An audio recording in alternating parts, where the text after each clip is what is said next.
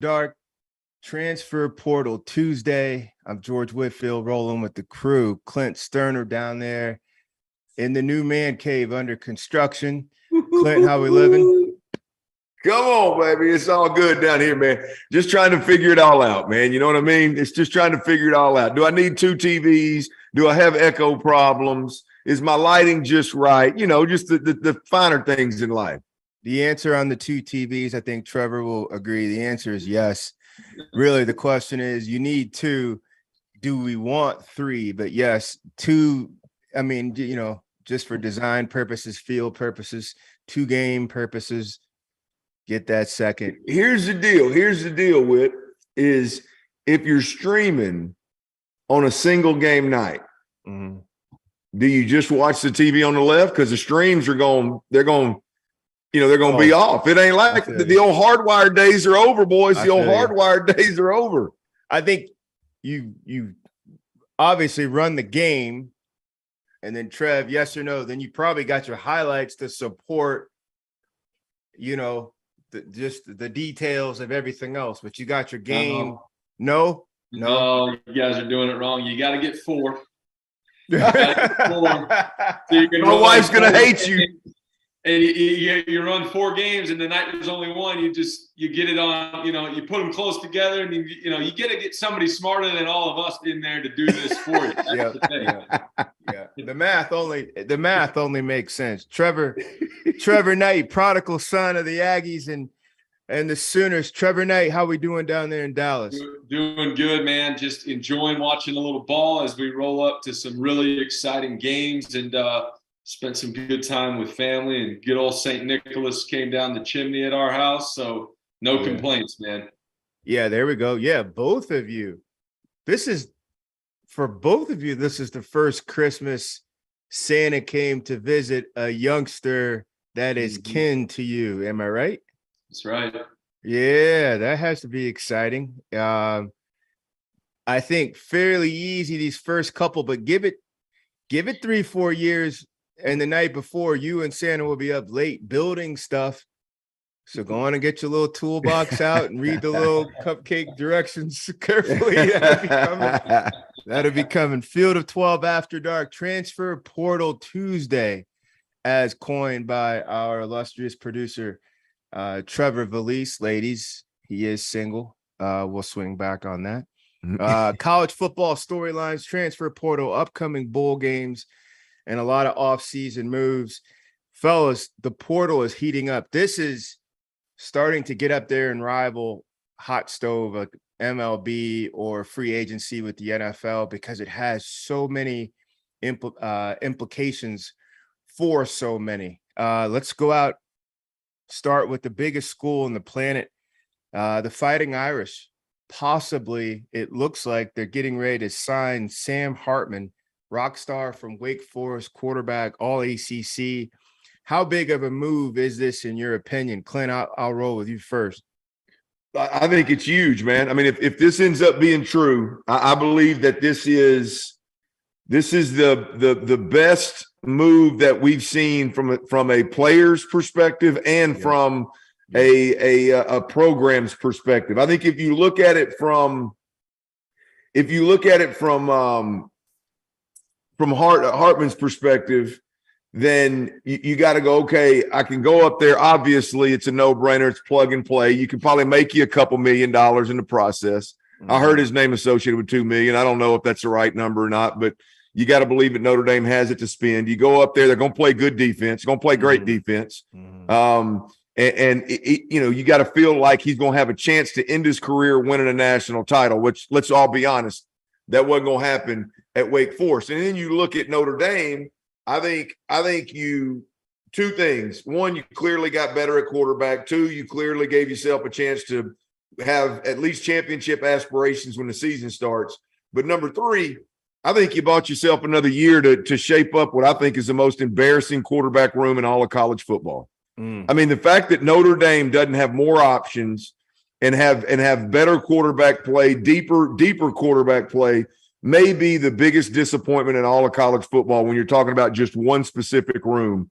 That logo, that university should never have the problems that they're having at quarterback right now. So I think the player and the university, man, this may be the best transfer that before he's ever taken a snap, not in hindsight, but before a kid's ever taken a snap, this might be the best transfer portal story leading into a season.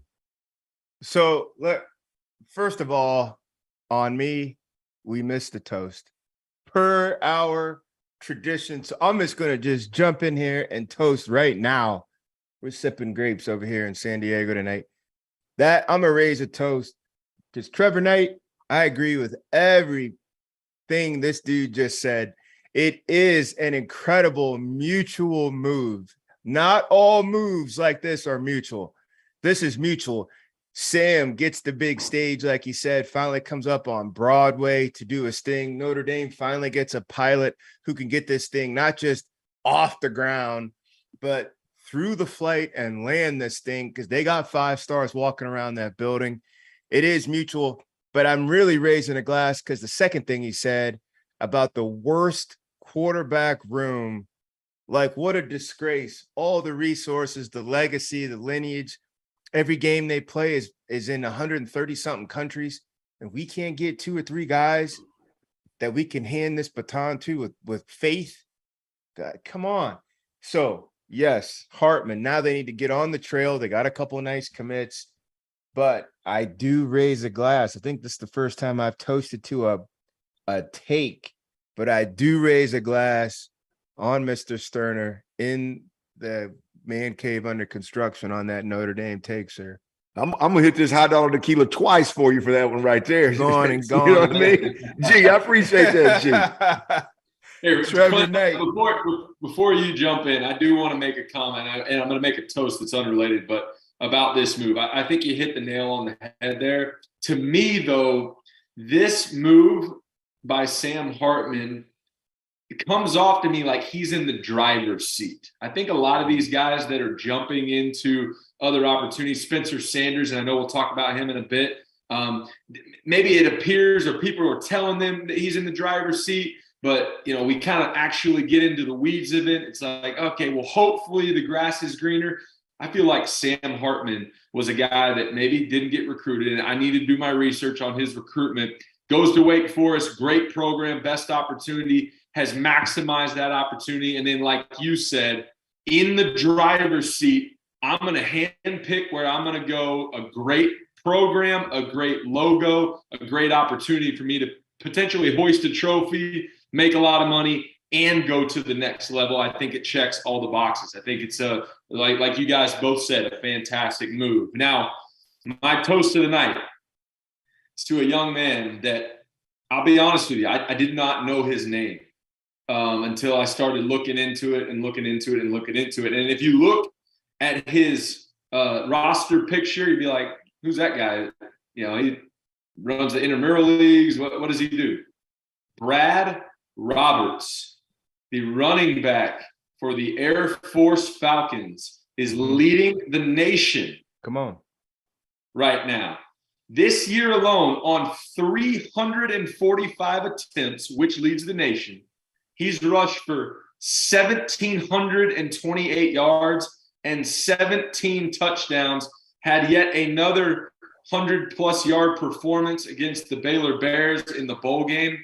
They have 3 losses this year. 2 of those losses are the only 2 times that Mr. Roberts didn't eclipse 100 yards. 1,700 yards in a season, 345 carries. The dude needs a couple massages now that the season's over. But for being 5'11", 215, and doesn't look like he's got an ounce of athletic ability, Mr. Brad Roberts of the Air Force Falcons got my toast of the night. Come Indeed. on. Clint, I'm going to swing this back to you, and then I'm gonna follow you up on this Notre Dame piece, but I do want to get your toast, sir. Yeah, I mean, it's an easy one for me, man. We've been talking about it on radio for a while, but we're a couple of days away from the game actually happening. And I'm watching tonight, and I didn't know how to feel when I first saw that Grayson McCall had entered the transfer portal. That's a Coastal Carolina quarterback for all our listeners out there, if you didn't know, but he had entered the transfer portal. He is in the transfer portal. but was going to play tonight. And when I first heard that, I thought, man, what are we doing? Like you're going to bounce on us, and now you want to stay with us. But the more I thought about it, it was like, you know what? You started with these cats, finish the season, see it all the way through. They got a long way to go. It's 45-21 right now. They're losing to East Carolina and 9 minutes left in the ball game, but see it through. And before you transfer, also bad news. He goes out there and takes dives into the end zone. Looks like he got hurt.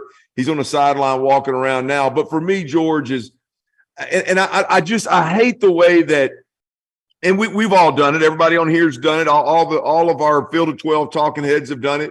And it's a popular thing to do in college football talk right now. Is like almost everybody checks up when a guy bows out of a bowl game and says, well, he's not accountable to his players, but to his teammates. No, I mean, you can not see things through and not be accountable, but also make a smart business decision, right?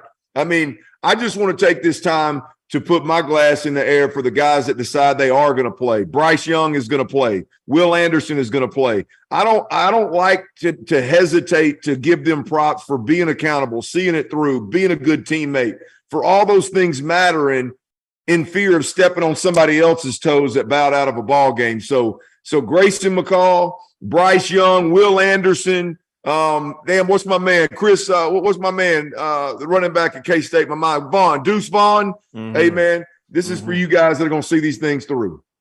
I like it. I respect that. That is a new twist. I'm out. Doesn't have to be personal. Yeah. And if he's connected strong enough to that locker room, which sounds like it is, and they probably get it, fellas, I have a chance. I got one more to go, try like we did all here. I got one more, and I'm going to give another guy a chance to run this thing. If you do it the right way, I'm with you, Clint. My toast, we do a lot of players. I'm going to go with a coach. And this guy got a chance to come back to his alma mater a couple years ago. He played quarterback there. He's in the Pac-12. He got them to a 10-win season this year, which seems unreal. They only lost to USC by a touchdown or within a touchdown. Finishes the season out strong, then turns around and gets one of the biggest recruits in the portal this year in DJ Uiagalelei, DJU, Jonathan Smith, Oregon State. That's how you finish and capitalize on a 10-win season. They're going to cut the bow on a brand new stadium. And what does he do? Get on the ground, battle the other giants, and get yourself, for your program, a cornerstone type of player. And I believe he will figure it out. I believe he has a plan and development plan for DJ. We're going to go into that next. But to Jonathan Smith, Oregon State, that's how you capitalize on your good work, sir, to the Beavers. Oh, look at. That's some good stuff right there, Clint. Come on, baby. Come on. That's for DJU and them Beavers now. Yeah. So let's go into it. What was your initial thoughts? Trev, I'll start with you. First of all, I don't think any of us were surprised at all that it took that turn. He's coming out of Clemson.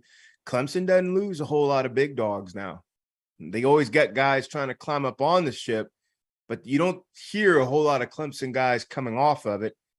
He already went through his struggles last year. Didn't seem like he tightened up things this year.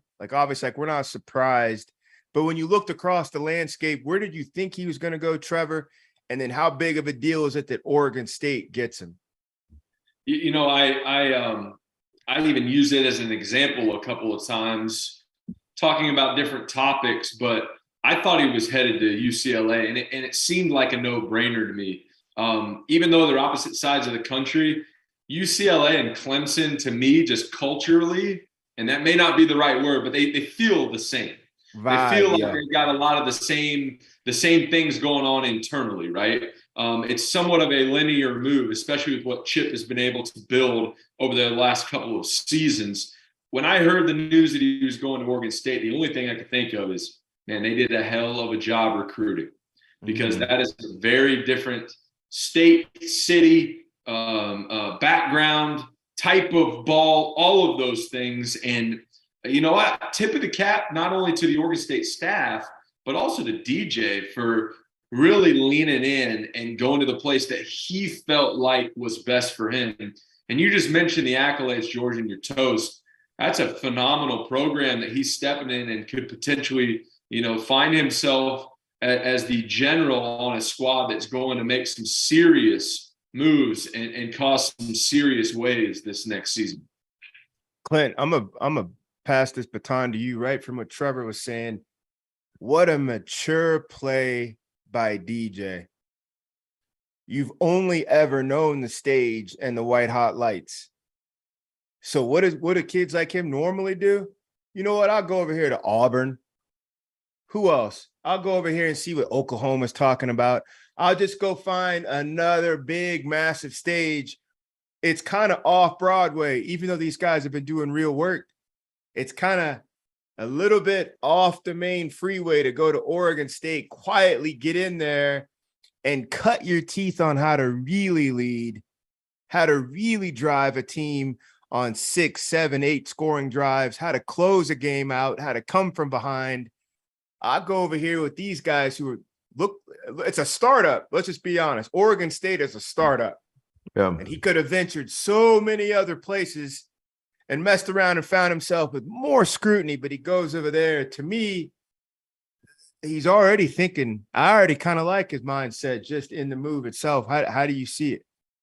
Yeah, well, first of all, I mean, before we settle on Oregon State, I just think it's a huge opportunity for DJU. I mean, it clearly he needed and this gets thrown around way too often, so ultimately ends up getting minimized. But when you got a talent like that, you watch that kid play. He is as gifted as anybody out there. And I know us three could probably find a couple of more guys that are better here, better there, yada yada yada. But y'all get my point. This guy's his golf bag is full of, sand wedge to driver. My man's got it right. He's a reset, a change of scenery, and changing coast ultimately could be all it takes. Forget about whether it's a great fit or what the scheme is or what, just the change of scenery could be all that he needs. But then when you look at what he ended up choosing, look, I think as a quarterback, I mean, I'm not one of these guys. I feel like I had some success. I feel like I made a little bit of money playing the position, but I know I didn't hang the damn moon. I'll be the first one to tell you that there's a lot of these offenses today I could have never played in, right? Mm-hmm. What I think DJU did the best job of was he went somewhere. They're going to play good defense. Mm-hmm. They're going to be able to run the football. I don't know a whole hell of a lot about Lindgren, their offensive coordinator, and with their lack of quarterback play, their lack of being able to spin the ball around the park may have been him, may have been the quarterbacks. I don't know who the hell it was, but going to a program where you're in a lesser conference, they're riding a big wave of momentum, getting 10 W's, and you're going to get some help as an offense as the quarterback. I think is absolutely huge. Go in there, and really the expectations from within aren't going to be to live up to Deshaun Watson, live up to Trevor Lawrence. Mm-hmm. Really, you can go in there. Who was the last really good Oregon State quarterback? Mannion played a couple years in the league, but nothing. Mannion, wasn't that it? Mannion, Canfield. Yeah. So, I mean, he can go in there and just relax and do DJU instead of trying to be somebody else. So I think it was a great business decision. I think it was a great football decision. And so, yeah, hats off to him, man. Like a salt of the earth. Trev, it's a salt of the earth call. Because to Clint's point, if you go to an Auburn, that locker room's going to look at you like, okay, you came out of high school 5+ stars, turn the lights on here. You're going to be held to your hype walking into an Auburn. You'd be held to your hype walking into an A&M. Like we haven't said this enough, but what my man did down there at South Carolina this year from Oklahoma. Spencer Rattler went in, answered it, played well, knocked out Tennessee, found himself a home. He got held to his hype coming in there. For DJ, he'll be valued. Walking in Oregon State, just in the building. Glad you're here. Hey, you thought about us. They're gonna have his back. I just feel like they haven't had this type of buzz at Oregon State. It only makes sense that you come, you join us. There's some more bricks to add. Yeah. Put your gloves on, add some bricks. I don't feel like he'll be held up to that type of bar, Clint. Yeah, no, look, I agree with you, man. I mean, this team won 10 ball games with Chance Nolan and Ben Gulbranson or something. I mean, guys were playing because, hey, which one of y'all will not turn the damn football over? Right. Ultimately, right? Just don't. Our own quarterback can't beat us. Like, I know that's coach speak, but that's ultimately what the hell was going on at Oregon. So you plug DJ U into it. Again, they're going to play good defense. They got a 1,000-yard rusher coming back and 2 500-yard rushers coming back. I mean, that are freshmen and sophomores, by the way. So, I mean, I just think it's such a well thought out plan. I think the only, like I said a while ago, George, I don't mean to beat the dead horse, be repetitive, but the only roll of the dice here for me is the offensive coordinator. And only because I don't know, only because what we watched this year, if they could have just generated any pass game in a handful of games, they would have even won more. So, right. You wonder what that's going to look like, but damn, it seems like it seems like a damn good fit. A lot of these quarterbacks are making good decisions this year. It seems like. Yeah, I'll say this. This is kind of what was popping into my head as you guys were talking. I've heard that DJ is a extremely high character guy. The way that he managed this year with the quarterback room there at Clemson, I've been told he's done it with class and he kept his chin up. And that's the kind of guy I want in my locker room. So great for Oregon State inheriting that. Like you said, George, they're going to welcome him in and be very appreciative of that. But the more I think about it, I feel like DJ, as sound of a mind that he has, he's got to have good counsel, whether it's his parents or an agent or whoever he's listening to. And Clint, to your point, I think a couple of these guys must have really good counsel that are helping them make these very tough decisions. Because you see it sometimes. The guy's got a little bit of success. He's jumping into a dumpster fire because the QB situation's good, but he's looked at to try and resurrect, and it's just not great for his career. This is, again, another, like you said, not to beat it over the head, but a great program that he can step in and be an asset to. Trev, there's two things though, guys, that have to happen here. DJU has to go in and don't focus on this, but he can't turn the football over like he was turning the football over at Clemson.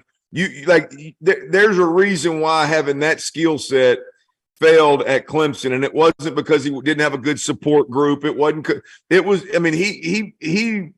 He had some unbelievably careless turnovers followed up by unbelievable plays and then a careless turnover, then a bad half of – like you just can't be – I don't care how much somebody likes a kid or how high somebody's ceiling is. You cannot turn the football over carelessly, recklessly, and win ball games. He proved you couldn't do it at Clemson. You damn sure can't do it at Oregon State. And so he's got to get that right, man. Because there's two guys that are underclassmen that are going to be on the bench, the two guys this year that are going to be chomping at the bit saying, Coach, I won't turn it over. The Gulbranson kid showed, I don't know if I'm saying that right, but he turned it over 5 times in 9 games. He's not going to turn the football over. He's got to get that right, man. He's got to get that right. And the other thing, DJU, I don't care what anybody says. Like, doesn't matter how talented you are. It doesn't matter how much money you're making in NIL today. Like, you got to go in there and take ownership, man.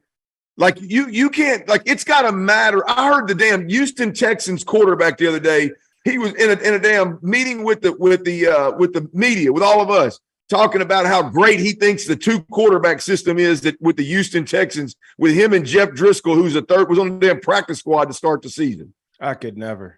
Right. But that's my point, though, right? And you remember that incident with DJU a couple years ago? Maybe it got blown out of proportion. Maybe it didn't. Go ahead. My point is simple. You got to go in there and let them dudes know, I'm glad y'all came to practice with me today. Good for y'all to be here. I'm cool with all y'all. Y'all are my buddies. But this is my motherfucking team, and I'm glad y'all are on the practice field with me today. Yep. Every day. It can't be, man, this is a good dude over. You know, if I get benched, man, this old boy right here, he's going to go out there and kick that ass. You're right. He got to set the standard from jump If not, the first 3 interception ball game, the first loss to a team you shouldn't lose to, it's going to be the same shit that was going on at Clemson at Oregon State. Yep. And let's be honest, Oregon State without him was a tweener top 20 team, yes or no? Coming into next year. Mm-hmm. So they're in now. Oregon State, are they now top 4 in the Pac-12? When we pull the curtain back in September, look at the Pac-12 currently. Bo Nix is back at Oregon. You got William Wallace down there at the Trojans. I don't know what UCLA is going to do with they got the number 1 quarterback, but he's only 18 years old. Will he not? Who knows? Look around this league. Mike Penix is back at Washington. Is Oregon State a top 4 program? They're right there in the thick of things in the Pac-12. In Colorado, Coach Prime is out here fishing like he's in a trout competition. He's yanking guys in left and right. And his son is one of the best. Prime got his own stock pond in the backyard. Hell, Trevor probably been there. They live out right next to each other. Yeah. This guy is out here with Shedeur Sanders, but still, Oregon State, again, and Clint, I'm going to go back to what you said. A mutual play. You wouldn't expect it from them. You'd expect it from an Oregon or somebody like that to play on, but you wouldn't expect it from them. Best case scenario next year, Trevor, with DJU and Oregon State. What is success for them? What would be success? I think I can foresee another 10-win season out of Oregon State, and that's with. I remember beginning of this season, I thought Pac-12 was way down. I thought it was going to be USC and the rest of them. Bo Nix rose to the occasion. Cam Rising in Utah always kind of been up there, but really rose to the occasion. Michael Penix, UCLA. I mean, the list goes on. And Oregon State still got it done. Mm-hmm. There will be more hype out west going into this next season, but I think quietly, very quietly, they're going to go to work, and they're going to go to work, and they're going to go to work, and they're going to have another 10-win season. I think that's success. Do I think they're going to win the Pac-12? No, there's some heavyweights out there now, I would say. But I think they're going to be in the thick of things into November for sure.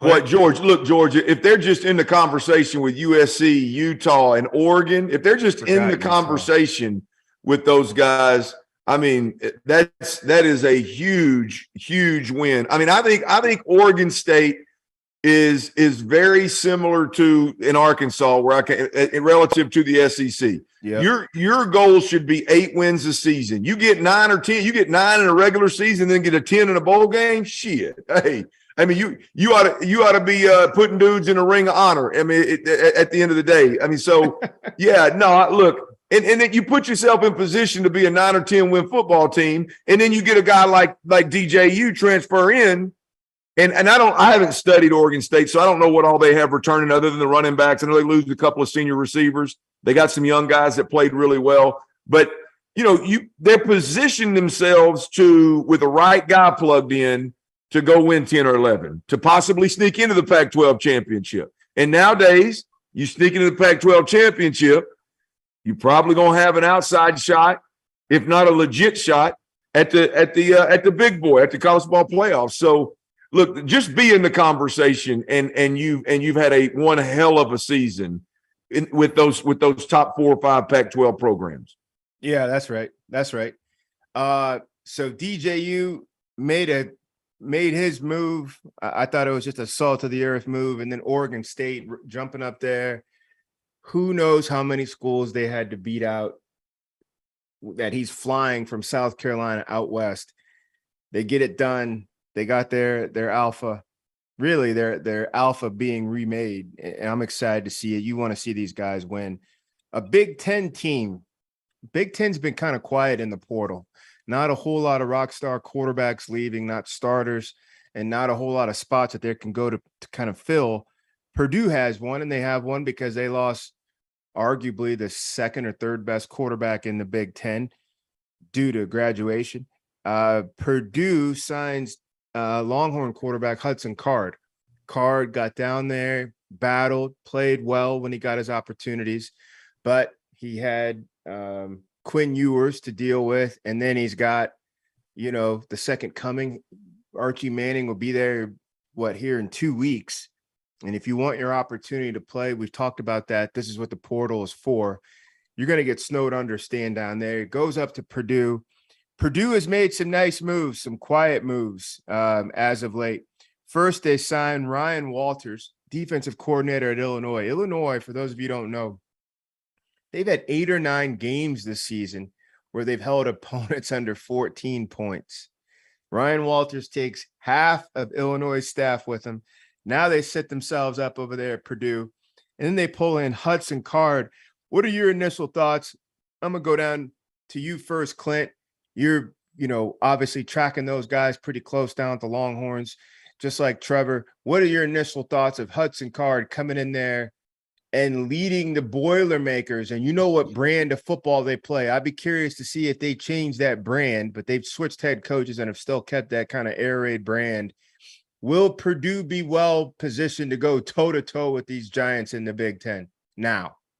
I mean, I'm not ever, again, Purdue's another Arkansas, another Oregon State. I'm not ever going to sit here and go, yeah, they're going to be ready to go toe-to-toe with Michigan and Ohio State or the big boys. I mean, do they have a chance if the stars align for them? Hell yeah. Should they go in there and compete their ass off? And if those teams make mistakes, then have a chance to win ball games, then yeah. I mean, I'm not afraid to go out on that limb, if you will.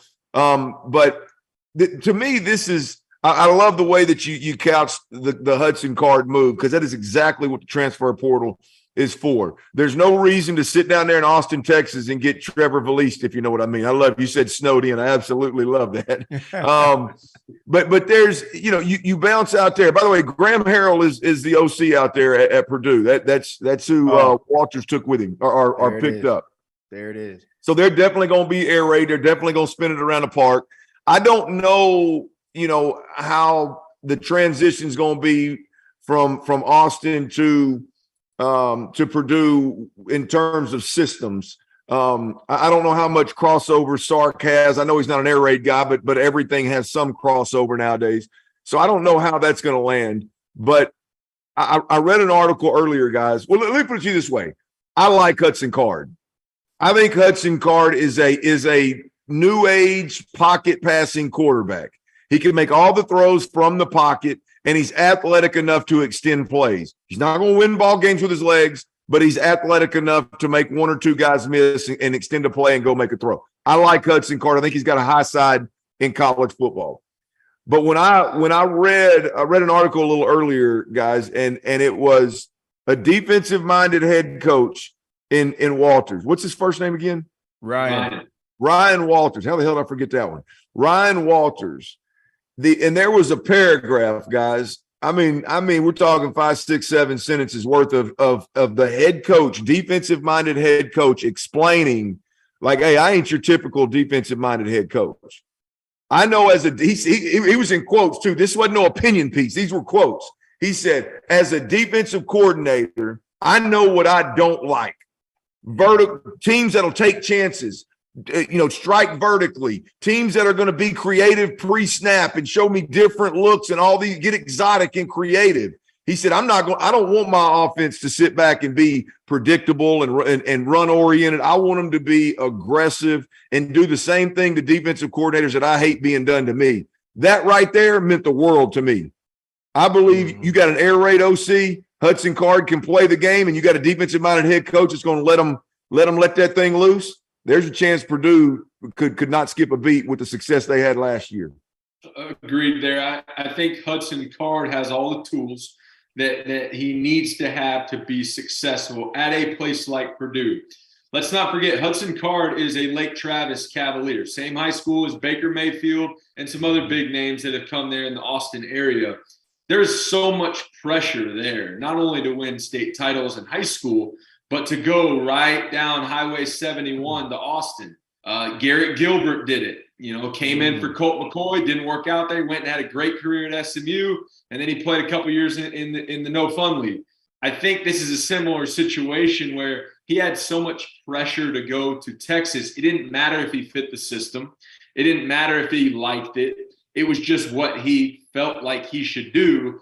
Now with Graham Harrell out there, the air raid system that he ran in high school, I think it's a really good fit. And similar to some of these other guys that we talked about, an opportunity for him to kind of pick up his own pieces, dust off a little of that dirt, the confidence dirt, you know what I'm talking about, and puff his chest back out and go and play in one of the best conferences in college football. I think he's going to be successful in that offense. Hey, the one thing that I want to encourage folks not to do is to judge Hudson Card based off of what happened the year that him and Casey, I guess it was Casey Thompson, went back and forth, and then this past year was backing up Quinn Ewers.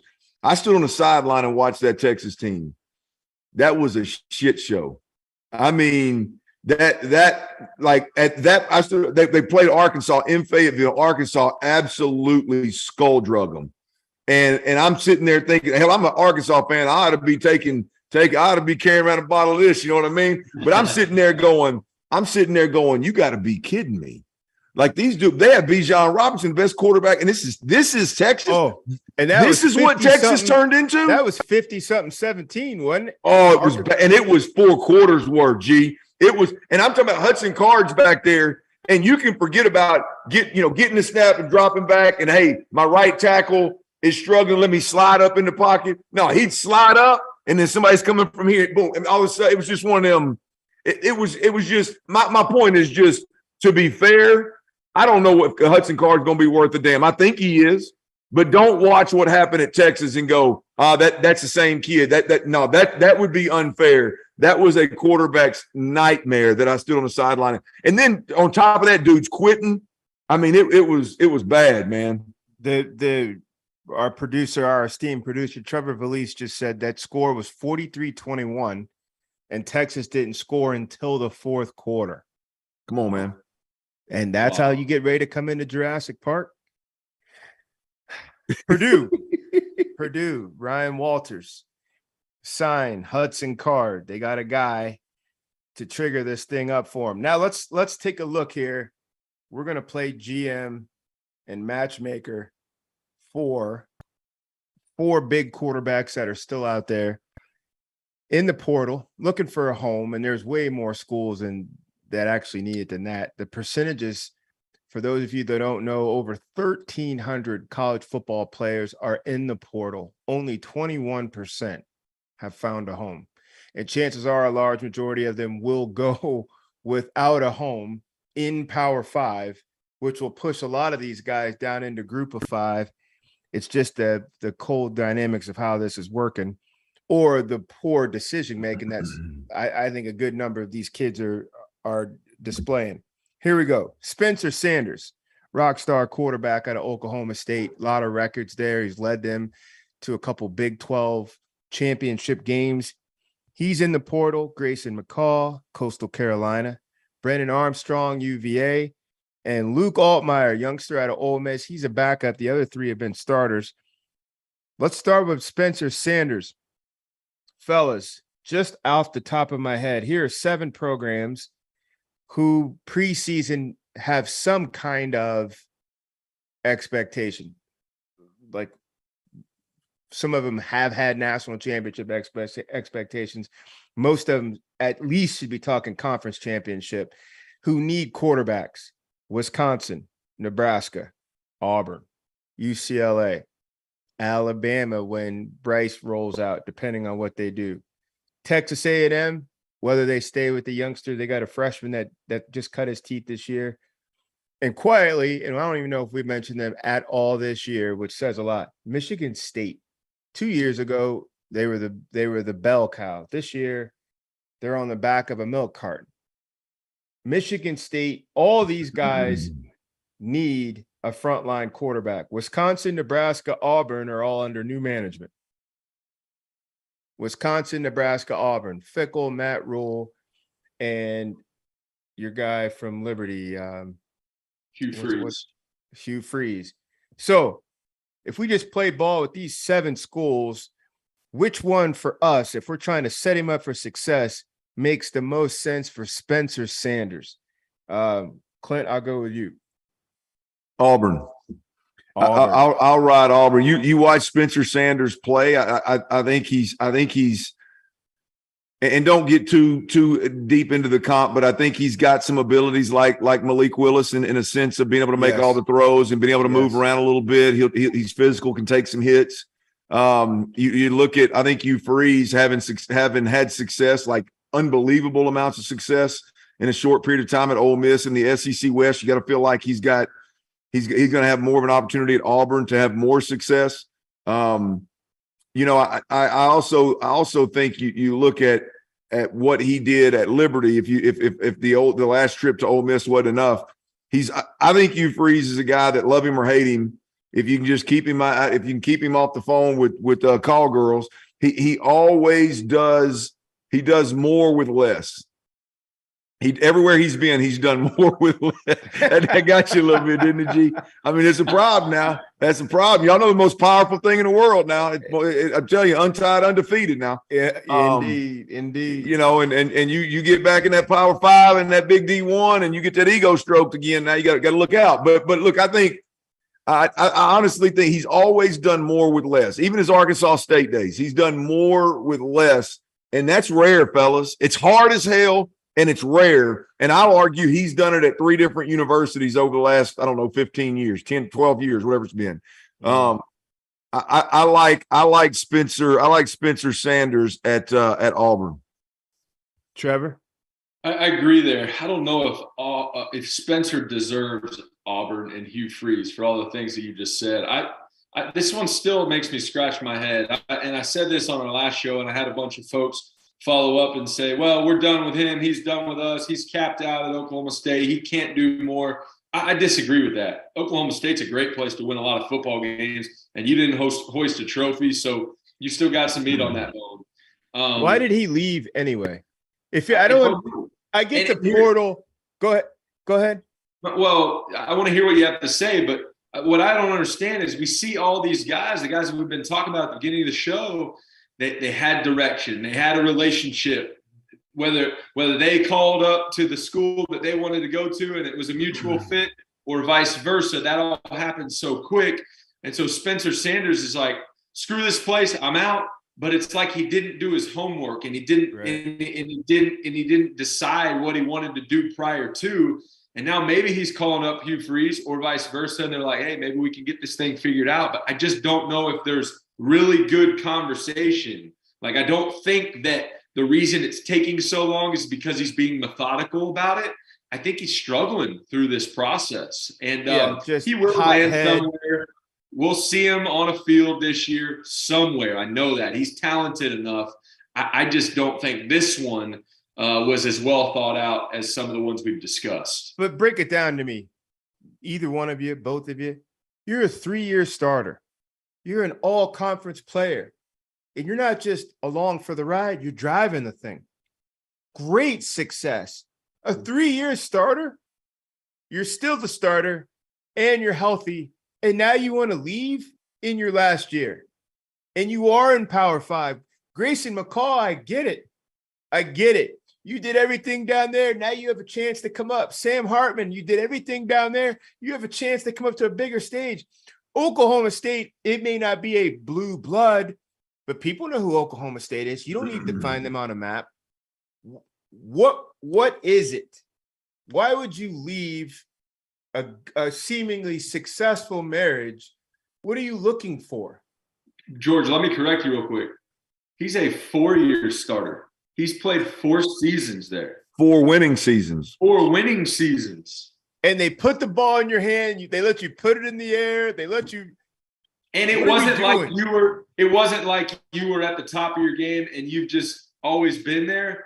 He's gotten better. He's developed in that offense. I remember a couple years ago, last year, we were like, what Spencer Sanders are we going to get? Is he going to throw 5 picks or 5 touchdowns? The inconsistency. This finally was his year where, like, okay, he's in the conversation with some of these big dogs because he's taking care of the football. He's making plays with his feet. He's spreading the ball around and making all the throws. And now you're like, you finally got him to the point where he's a legitimate player, you know, from the quarterback standpoint, and he jumped ship. It makes me scratch my head.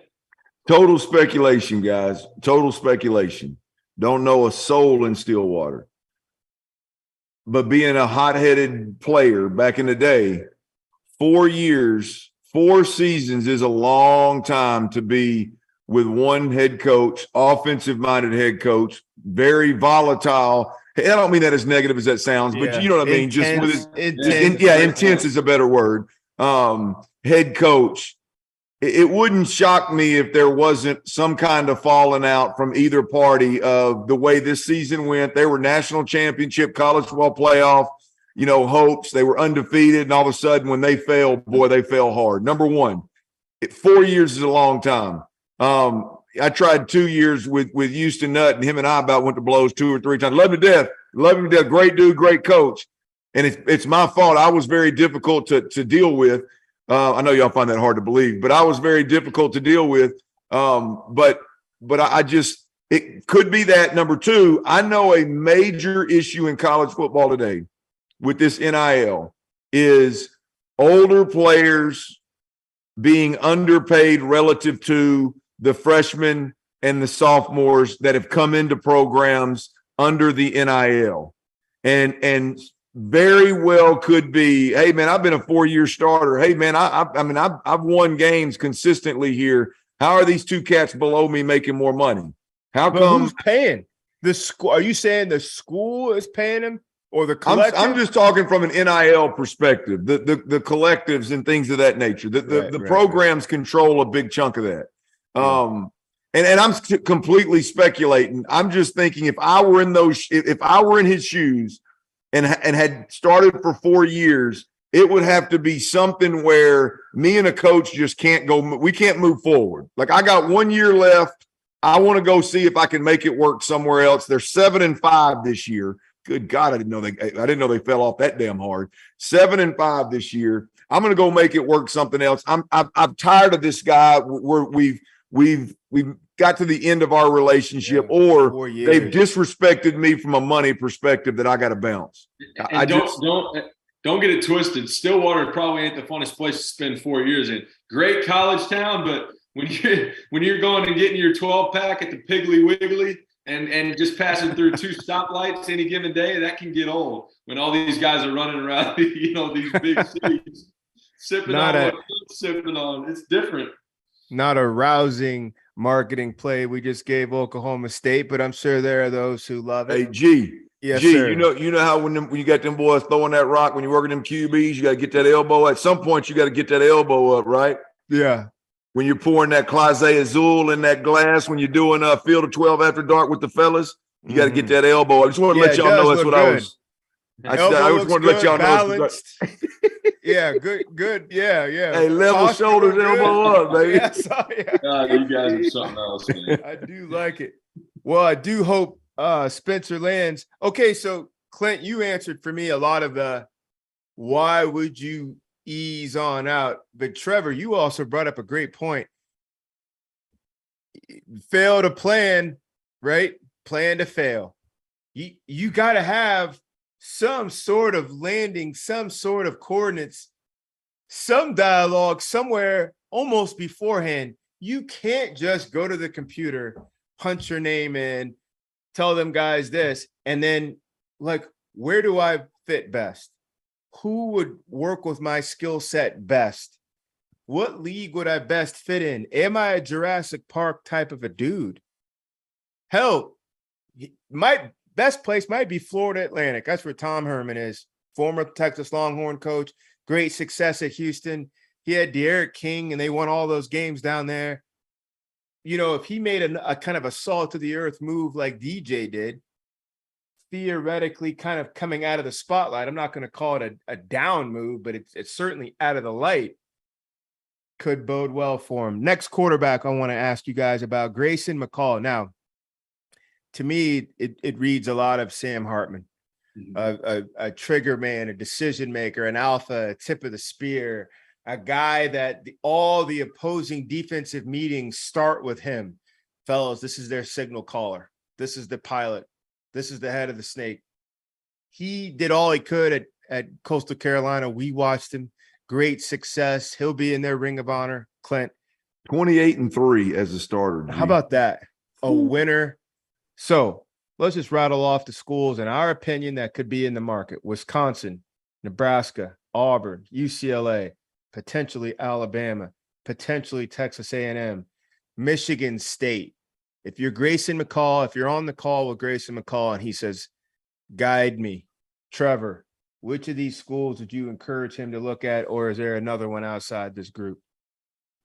Yeah, I think there's a couple different landing spots for Grayson McCall. This is a kid similar to Sam Hartman who is capped out where he is, and he is going to make a leap up and get to show his talent amongst the nation's best. And I'm so excited to watch it. A guy like that you're like, man, I fell through the recruiting cracks, or maybe I've developed over the last couple of years in just a hockey stick type way. Super, super great. Wherever he lands, they're going to be lucky to have him, and I think that he will shine.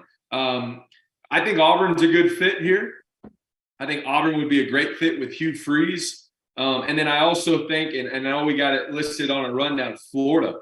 Yep. I'm going to pause you there because you just took it right where I was going. Trevor just said Florida has emerged as the leader. Did not even think about the Gators as being in the market. I thought they already had our guy from Wisconsin, no? Graham Mertz. Yes, they do. So and good for Florida. Go get the best guys you can find, throw them in there and find out which one's the best. Your job is to acquire talent. Grayson McCall, Trevor, now, does that change anything? The Gators getting possibly McCall and Graham Mertz, between the two of them, can they get back in the top 10, that's really all you need to get in next year's playoff? Or is that even right? Are we in the 12 next year? We have one more year, don't we? It's one more year. Yep. Well, can they get in the top 10 with these two? Or the winner of these I don't two? know. If I'm Grayson McCall, though, I don't know if I'm jumping into that. I'm going to go somewhere where I know I can play. And so I think, again, Auburn would be a good choice. And then we still have UCLA out there. Chip Kelly now. Chip Kelly, what he's built out there. Now, I don't know culturally enough about Grayson McCall to know if that would be a great fit going out to the West Coast. All the way from the East Coast. But, man, UCLA is a place where you can step into a coaching staff that's now built some culture, built a foundation, got a big name, offensive-minded head coach, and truly be successful. Clint? I think if we read between the lines here, I know you've tiptoed around it a little bit, but I like Alabama, and hell, I'm not sure Georgia's not in the transfer portal possibilities. I think Grayson McCall to one of those two schools makes more sense than any of the others. I mean, why?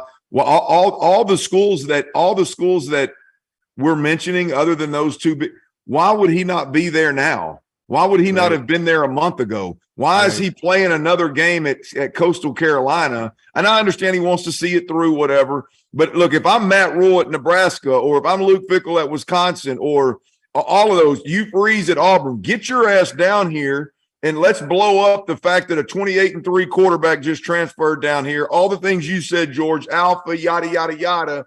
And let everybody know we got our dude, right? Yep. And if I'm Grayson McCall, I'm not transferring somewhere to compete with a dude that would flopped at Wisconsin. Like, you got to give me more than that. I'm coming in, I'm going to get paid, and I'm the dude. You get the hell out of the way and let me take this program over. I just think that all the signs point towards, I think he's the kind of guy that Nick Saban and Kirby Smart would love to have in their organization. Yeah.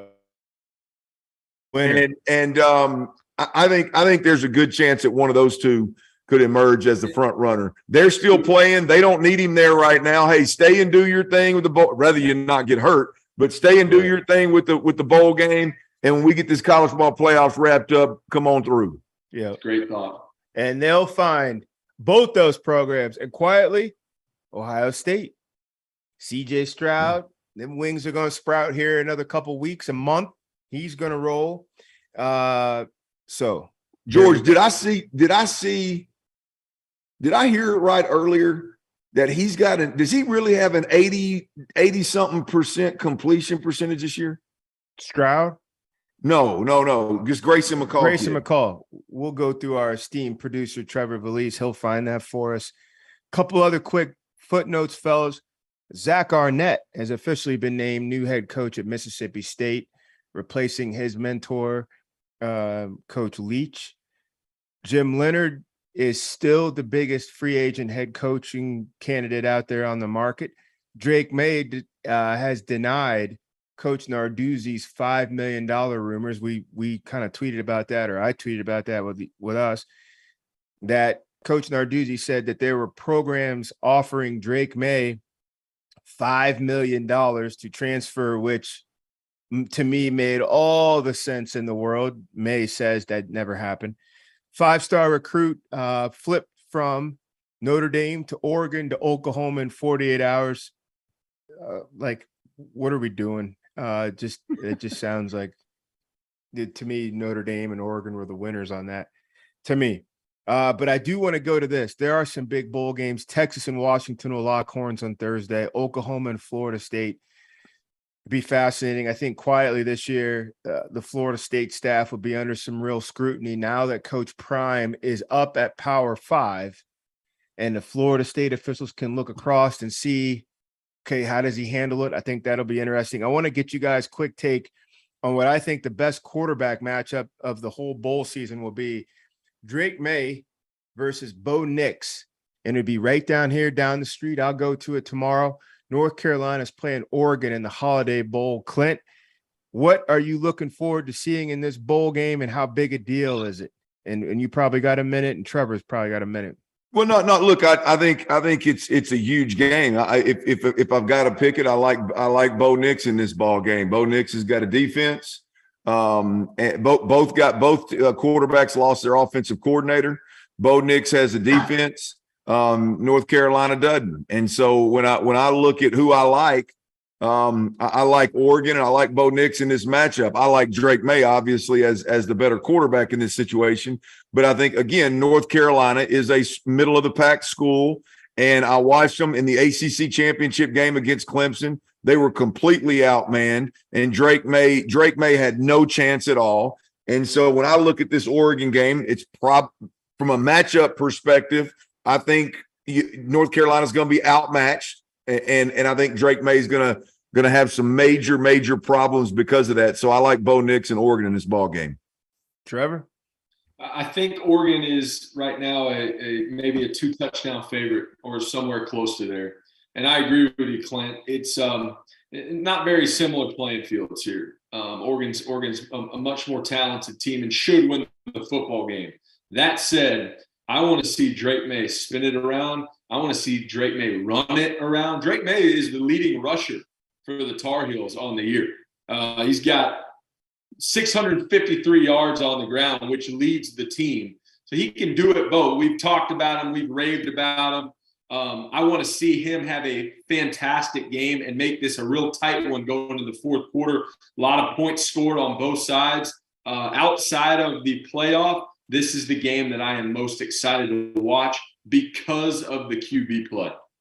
Well, that QB play has Vegas putting this over under 74.5 points, highest in the bowl season this year. And you guys are right. Oregon, 14.5 point favorite. We will see tomorrow.